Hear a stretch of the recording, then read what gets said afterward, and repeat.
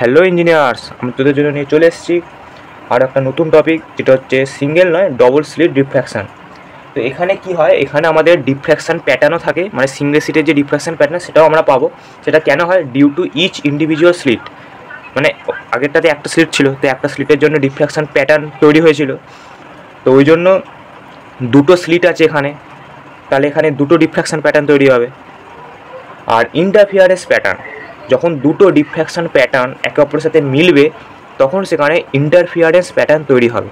ওই জন্য লেখা আছে যে ডিউ টু টু স্লিট, দুটো স্লিট থাকার জন্য দুটো ডিফ্র্যাকশান প্যাটার্ন মিলবে, তাই ইন্টারফিয়ারেন্স প্যাটার্ন তৈরি হবে। যদি না থাকতো দুটো ছিদ্র তাহলে হতো না, যেটা সিঙ্গেল স্লিটের ক্ষেত্রে দেখেছিলাম আমরা। তারপরে আলোচনায় চলে আসি, একই পয়েন্ট আলোচনা করব, দেখে নিই। এইটা আমরা দেখতে পাচ্ছি যে এটা আমাদের ডবল স্লিট ডিফ্র্যাকশান লেখাই আছে এখানে, ডবল স্লিট ফার্ন আবার ডিফ্র্যাকশান। এখানে কি দেখতে পাচ্ছি আমরা, সব সেমই এখানে আছে, শুধু এখানে এই দুটো স্লিট আছে, এইটা একটা আর এইটা একটা, দুটো স্লিট আছে, এইটা একটা স্লিট আছে, এটা একটা স্লিট আছে। তাহলে কি হবে, একটা স্লিট থাকার জন্য ডিফ্র্যাকশান প্যাটার্ন তৈরি হচ্ছিল, তাহলে দুটো স্লিট থাকার জন্য দুটো ডিফ্র্যাকশান প্যাটার্ন তৈরি হবে। তারপর যখন এরা মিলবে এখানে গিয়ে, তখন ইন্টারফিয়ারেন্স প্যাটার্ন তৈরি হবে। এবার দুটো স্লিটের যে উইথ সেটা ধরছে যে স্মল এ, এটাও স্মল এ, আর এদের মাঝের যে দূরত্বটা সেটা ধরছে আমরা স্মল বি। তাহলে হয়ে গেল, এটা হচ্ছে আমাদের ডবল স্লিট, এটা লেন্স 1, এটা লেন্স 2। সেটা আগের বারের ক্ষেত্রেও দেখেছিলাম আমরা, থর্নবারের ক্ষেত্রে দুটো লেন্স ব্যবহার করা হয়। তারপরে যেটা হচ্ছে সেটা হচ্ছে আমাদের যে each slit of a with a slits are separated by b, যেটা একটু আগে আমরা ছবিতে বললাম, সেটা এখানে লেখা আছে। তারপরে পয়েন্ট হচ্ছে ফার্স্ট পয়েন্ট, পাথ ডিফারেন্স। সেটা কীভাবে হবে? পাথ ডিফারেন্স হচ্ছে আমাদের এই যে ছবিটা আমরা দেখতে পাচ্ছি, এইটা স্লিট একটা, এখান থেকে আমাদের তিনটে রে বেরোচ্ছে, আবার এখান থেকেও তিনটে রে বেরোচ্ছে। এবার হচ্ছে আগেরবার যেটা দেখেছিলাম, আগেরবার আমরা এইটুকুনিটা কনসিডার করেছিলাম, এইটুকুনিটা, কিন্তু যেহেতু এটা দুটো থেকে বেরোচ্ছে তাই আমরা এইটুকুনি না গিয়ে এইখানে চলে আসবো। এবার একইভাবে এখানে থিটা হবে, এটা হচ্ছে এ, এখানে আরেকটা অ্যাড হয়েছে সেটা হচ্ছে বি, তাহলে এ প্লাস বি হচ্ছে টোটালটা। আর একইভাবে এখানে আমরা এন পয়েন্ট ধরবো, তাহলে আমাদের পাথ ডিফারেন্স হবে B1N, মানে এই যে দূরত্বটা আর এই যে দূরত্বটা সেম, কিন্তু এই পয়েন্ট থেকে কতটা দূরত্বে এলে দুটো সেম ট্রাভেল করবে, সেটাই হচ্ছে আমাদের পাথ ডিফারেন্স, সেটা হচ্ছে B1N। এবার এখানে কি হয়, এখানে হচ্ছে A1 B1 এর দূরত্ব, A2 B2 দূরত্ব, A3 B3 দূরত্ব সেম হয়। এবার এখানে সেটাই লেখা আছে A1 B1 = A2 B2 = A3 B3। তারপরে হচ্ছে আমাদের অপটিক্যাল পাথ ডিফারেন্স, সেটা আমি এক্ষুনি বললাম যে B1N হবে। তারপরে ফেজ ডিফারেন্স হচ্ছে কি হয়, 2π/λ ইন্টু পাথ ডিফারেন্স। এবার পাথ ডিফারেন্স আমাদের কি হবে সেটা আমরা দেখতে পেলাম, এটা হচ্ছে A + B, আর এটা হচ্ছে থিটা অ্যাঙ্গেল। তাহলে এই কম্পোনেন্টটা হয়, এই যে দাগটা, এটা হয় A + B cos θ, তাহলে এই যে দাগটা সেটা হবে A + B sin θ। সেটা আমরা ট্রায়াঙ্গেল রুল দিয়েও ডিফ্র্যাকশন প্যাটার্নে দেখেছিলাম, ওভাবেই করতে হবে। সবসময় থিটার পরে যে দাগটা থাকবে সেটা সবসময় এইদিকে যে মেজারমেন্টটা থাকবে সেটা ইন্টু cos θ, আর এইদিকে যেটা থাকবে নর্মালে সেটা হচ্ছে A + B sin θ। সে কারণে আমরা এখানে দেখতে পাচ্ছি যে A + B sin θ লেখা আছে এখানে। আর যেহেতু ফর্মুলা হচ্ছে ফেজ ডিফারেন্সের যে φ = 2π/λ ইন্টু পাথ ডিফারেন্স, তাই 2π/λ ইন্টু A + B sin θ হয়েছে। এই sin θ ছিল আগের বার, এবারে এই বিটা অ্যাড হয়েছে, তাই A + B sin θ হয়ে গেল। তাহলে এটা ওই সবেরই ফর্মুলা এখানে লেখা আছে। তারপর হচ্ছে যেহেতু আমাদের এখানে দেখলাম যে A1 B1 A2 B2 A3 B3 দূরত্ব সমান, সেই কারণে এই সমস্ত পয়েন্টগুলোর মধ্যে যে ফেজ ডিফারেন্স হবে সেটা সেম হবে, মানে এই যে পয়েন্টগুলো থেকে যে ডিফ্র্যাকশন প্যাটার্ন বেরোচ্ছে A1 B1 A2 B2 A3 B3, এদের যদি আমি আলাদা আলাদা করেও কনসিডার করি তবু এদের মধ্যে ফেজ ডিফারেন্স কনস্ট্যান্ট থাকবে। সেটার ভ্যালু কত দেখতে পেলাম আমরা, 2π/λ A + B sin θ, এই যে আমরা দেখতে পাচ্ছি। এরপর পরেরটা দেখে নিই কী করে আমাদের ইন্টেন্সিটি এক্সপ্রেশন আসবে। এবার হচ্ছে এই যে দুটো আর লেখা দেখতে পাচ্ছি, আমি বললাম যে দুটো একটা স্লিটের জন্য একটা ডিফ্র্যাকশন প্যাটার্ন পেয়েছিলাম, আর এবার দুটো স্লিট আছে, তাহলে দুটো ইন্ডিভিজুয়াল স্লিটের জন্য দুটো ইন্ডিভিজুয়াল আমি প্যাটার্ন পাবো। তাহলে একটা থেকে যদি আর অ্যাম্পলিটিউড বেরোয়, একটা ডিফ্র্যাকশন প্যাটার্ন যদি অ্যাম্পলিটিউড আমার আর হয়, তাহলে দুটো আছে, তাহলে আরেকটা আর হবে। এবার দুটোই একে অপরের সাথে মিশে যাচ্ছে। এবার যদি আমি দুটোকে একটা ভেক্টরে হিসাবে ধরি, তাহলে কি হয়, এটা আর আরেকটা আর, এই দুটো মিশে যাচ্ছে, তাহলে রেজাল্টেন্ট যেটা অ্যাম্পলিটিউড হবে সেটা হচ্ছে R ড্যাশ। এটাকে আমরা প্যারালেলোগ্রাম যে থিওরেম আছে সেটা দিয়ে করব। কি করব, তার রুলটা কী হয় দেখে নিই। তার রুলটা যেটা হয় সেটা হচ্ছে আর ড্যাশ স্কোয়ার, যেটা রেজাল্টের নতুন হবে, সেটা ইকাল টু দুটো সাইডের স্কোয়ার আর স্কোয়ার প্লাস 2 ইন্টু আর কস ফাই। ফাইটা কি, এই দুটো ভেক্টরের মধ্যে অ্যাঙ্গেল, এই যে দেখতে পাচ্ছি। তারপর হচ্ছে 2r square plus 2r square cos phi. তাহলে 2r স্কোয়ার যদি আমি কমন নিই তাহলে 1 প্লাস কস ফাই হয়। 1 প্লাস কস ফাইয়ের ফর্মুলা হচ্ছে 2 কস স্কোয়ার 5/2। আগে একটা 2 আছে, তাহলে 2 ইন্টু 2 4 আর স্কোয়ার কস স্কোয়ার 5/2। এবার 5/2টাকে এখানে বিটা ধরছে, এই বিটাটা আসছে ইন্টারফিয়ারেন্সের জন্য। এবার তারপর আমরা এখানে লেখা আছে কি, আমরা প্রিভিয়াসে কি দেখেছিলাম যে we saw in previous case of single slit, যেখানে আর স্কোয়ার ছিল আমাদের a square sine square 5/5 square, মানে a square sine square alpha square, এটা আমাদের ছিল। এবারে এই আর স্কোয়ারের ভ্যালুটাই আমি যদি এখানে বসিয়ে দিই তাহলে আমার এই ভ্যালুটা চলে আসে, যেটা হচ্ছে আর ড্যাশ স্কোয়ার। এবার আমরা কি জানি যে intensity equal to I equal to R square, যেটা আমরা আগের এটাও দেখেছিলাম। তাহলে আর স্কোয়ারের ভ্যালু কত পেলাম আমরা, এইটা পেলাম। তাহলে এটাই আমাদের আই এর এক্সপ্রেশন হয়ে যাবে। এবার আমরা বিটাটাকে কি ধরেছিলাম 5/2, এই যে এখানে আমরা বিটাটাকে 5/2 ধরেছিলাম।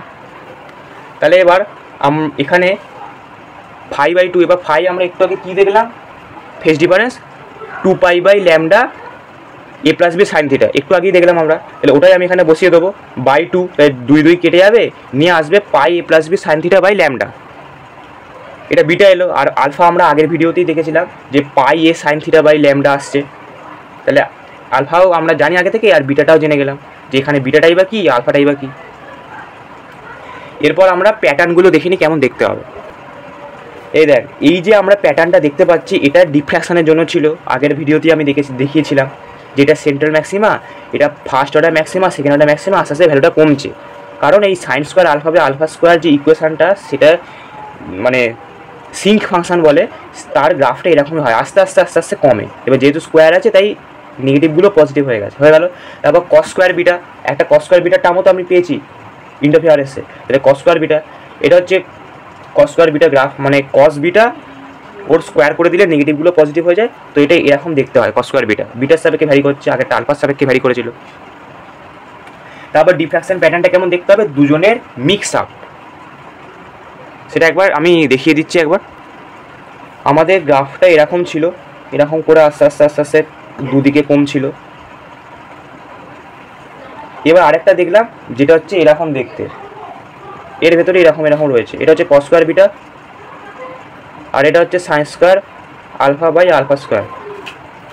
এবার আমি যদি এটাকে গুণ করি তাহলে কি হবে, এই যে আমি অসিলেশনটা দেখতে পাচ্ছি এটা প্রতিটার ভেতরে চলে আসবে।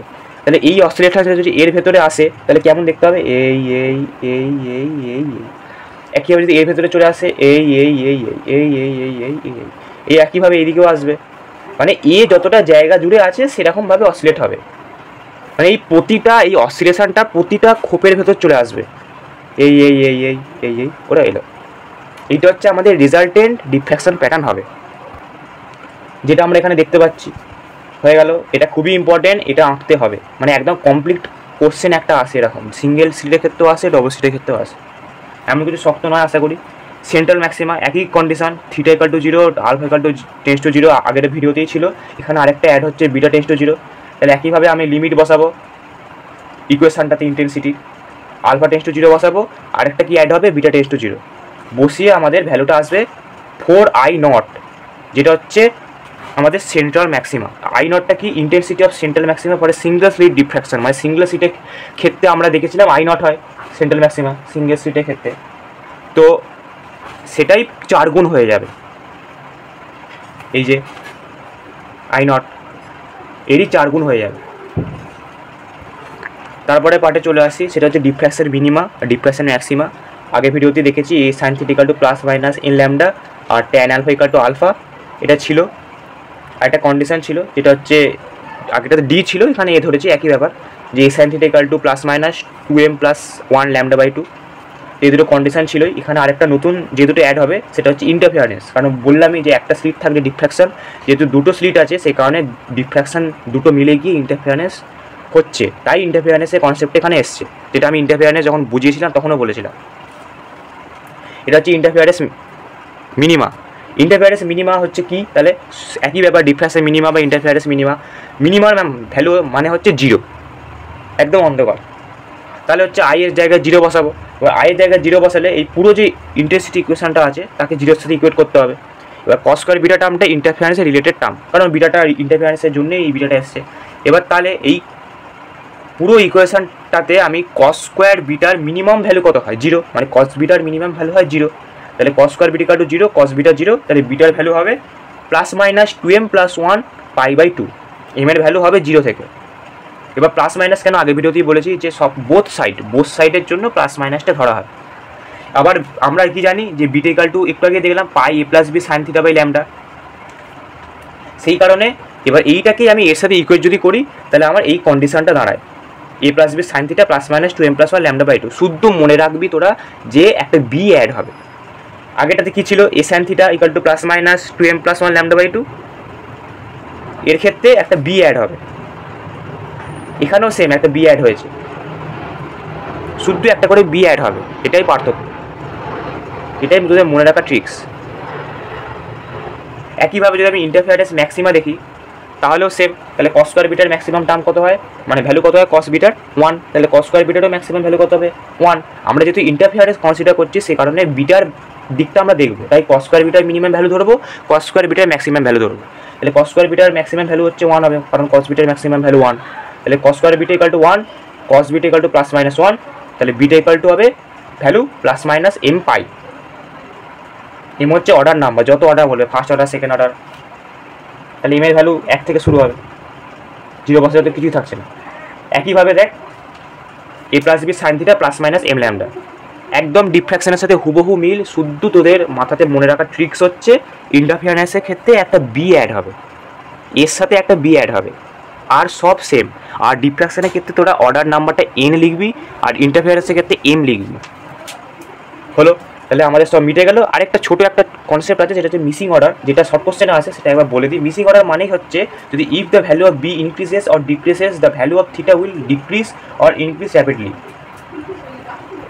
আর interference peaks displace and some peaks become missing, মানে কিছু প্লেস মিসিং হয়েছে, সেটা একবার ডিটেলসে দেখে নিই। তাহলে মিসিং অর্ডার কি দেখলাম, যে ডিফ্র্যাকশন মিনিমা আর ইন্টারফেয়ারেন্স ম্যাক্সিমার যে কন্ডিশনটা আমরা দেখলাম সেইটা ইকুয়েট হয়, মানে দুজনেই একটা কন্ডিশন স্যাটিসফাই করে সেম ভ্যালু অফ থিটার জন্য। মানে একটা থিটার ভ্যালু এমন হয় যেখানে ডিফ্র্যাকশন মিনিমা আর ইন্টারফেয়ারেন্স ম্যাক্সিমা দুটোই কন্ডিশনটা স্যাটিসফাই করে, যে ওই থিটা ভ্যালুর জন্য ডিফ্র্যাকশন মিনিমা হচ্ছে, ওই থিটা ভ্যালুর জন্য ইন্টারফেয়ারেন্স ম্যাক্সিমা হচ্ছে। তো এই কন্ডিশনেই কিছু পিকস মিসিং হয়ে যায়, ওই অর্ডারগুলোকে বলে, যে অর্ডারগুলোর জন্য এটা হয় যে ইন্টারফেয়ারেন্সে কিছু অর্ডার আর ডিফ্র্যাকশনে কিছু অর্ডার যেগুলো মিসিং হয়ে যায় সেইগুলোকে বলে মিসিং অর্ডার। সেইটা হয় একটা পার্টিকুলার থিটা ভ্যালুর জন্য এই দুটো কন্ডিশন স্যাটিসফাই হয়। তো আমরা এখানে দেখেছিলাম যে কন্ডিশন হচ্ছে a sin θ = n λ, যেটা হচ্ছে ডিফ্র্যাকশনের মিনিমাল কন্ডিশন, আর a + b sin θ = m λ, যেটা হচ্ছে ইন্টারফেয়ারেন্স ম্যাক্সিমার কন্ডিশন, যেটা এক্ষুনি দেখলাম। তো দুটোকে আমি 2/1 করছি, নিয়ে একটা কন্ডিশন হচ্ছে a + b/a = m/n। এবার a = b যদি হয়, মানে স্লিট টুই দ্বারা ওদের মধ্যে দূরত্ব যদি সমান হয়, তাহলেও এই জিনিসটা হয় যে হচ্ছে m = 2n, মানে n 1 2 3 আর m 2 4 6 এই অর্ডারগুলো মিসিং হয়ে যায় যদি a = b হয়। আরেকটা কন্ডিশন কখনো হয় যে b = যদি 2a হয়, তাহলেও এইরকম মিসিং অর্ডার দেখা যায়, যেটা হচ্ছে আমার m এর value 369, m interference related order আর n ডিফ্র্যাকশন রিলেটেড অর্ডার। তো এটাই আমাদের আজকের টপিক ছিল, আশা করি বুঝতে পেরেছিস। চল বাই বাই।